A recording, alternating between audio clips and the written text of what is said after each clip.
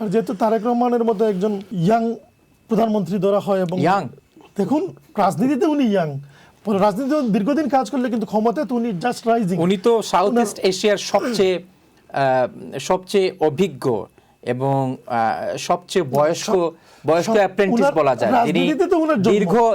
তিনি সবচেয়ে বয়স্ক অ্যাপ্রেন্টিস, কারণ তিনি দীর্ঘ প্রায় ৩৫ বছর ১৯৯১ সাল থেকে শুরু করলে প্রায় ৩৫ বছর তিনি একটা মেন্টরশিপের মধ্য দিয়ে ইয়াং, মানে সেই ইয়াং আমি বুঝাই। কোন ইয়াং বলছেন? বয়সের ইয়াং না, উনি সংসদীয় বা সাংবিধানিক রাজনীতিতে উনি প্রথম ইয়াং, নবিশ, নতুন ধরেন, হ্যাঁ নবিশ ধরেন। কিন্তু তাকে এখন ইয়াং মনে হয় কিনা?